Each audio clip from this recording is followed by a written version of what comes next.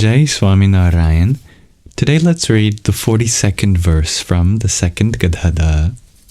It's titled, Akshar has both Sagun and Nirgun aspects. Semicolon, the key. And in this title, the key refers to the fact that Akshar Brahman is the key, so to speak, to unlocking the glory of Purushottam. Before we dive right into it, I wanted to thank Sky Guardian, who had inspired me to read this as well as send this book, for sending this shawl with Swaminarayan's name on it too, which I think is nice, fitting for our readings.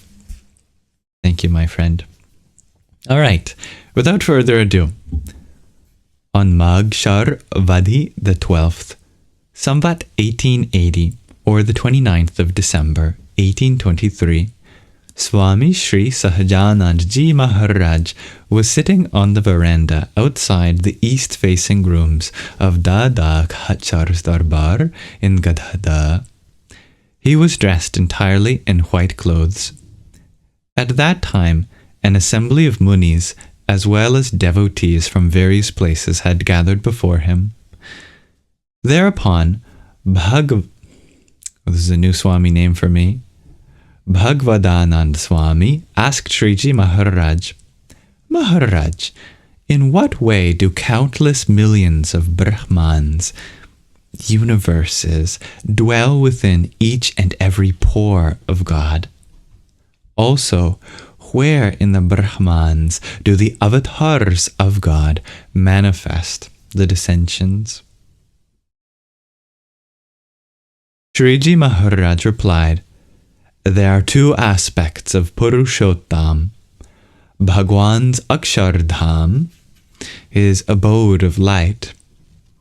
The first is the Sagun aspect, with qualities, and the other is the Nirgun aspect, without qualities, specifically material ones.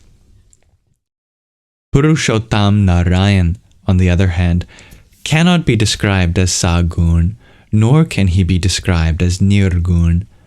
The distinction of Sagun and Nirgun applies only to Akshar.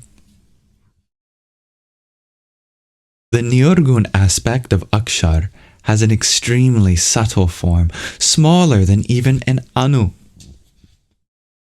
while the Sagun form is much larger than even the largest of objects. Countless millions of Brahmans dwell like mere atoms in each and every hair of that Akshar. It is not that those Brahmans become small compared to Akshar. They still remain encircled by the 8 barriers. Rather, it is because of the extreme vastness of Akshar that those Brahmans appear so small. Take Mount Girnar as an example. Compared to Mount Meru, it appears to be extremely small. However, compared to Mount Lokalok, Mount Meru itself appears to be extremely small. In the same way, the Brahmans remain exactly as they are. But in comparison to the extreme vastness of Akshar, they appear to be extremely small. This is why they are described as being like atoms. Akshar Brahman himself is like the sun in the sense that when the sun rises, all 10 directions, which include Uttar, north, Ishan, northeast, Purva, east, Agni, southeast, Dakshin, south, Nairutya, southwest, Paschim, west, Vavavya, northwest, and Urdhva, up, and Adha, down, can be determined in relation to it. Let me read that one sentence before, so now it makes more sense. Akshar Brahman itself is like the sun in the sense that when the sun rises, all 10 directions can be determined in relation to it.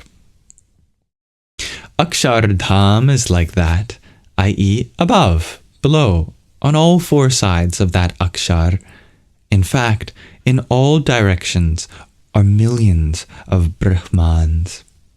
Moreover, God, Purushottam, forever remains present in that Akshardham. His will always prevails.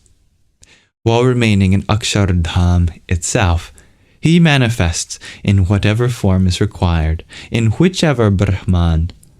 For example, Sri Krishna Bhagwan had only one form, yet during the Ras episode, he assumed as many forms as there are gopis, the milk maidens. In the same way, Purushottam Bhagwan manifests in whatever form is required, in whichever Brahman, while simultaneously dwelling in Akshardham. Actually, he himself forever dwells in Akshardham.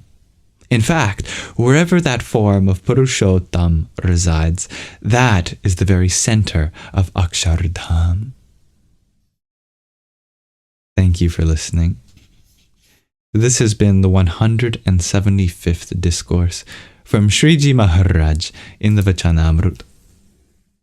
Jai Swaminarayan.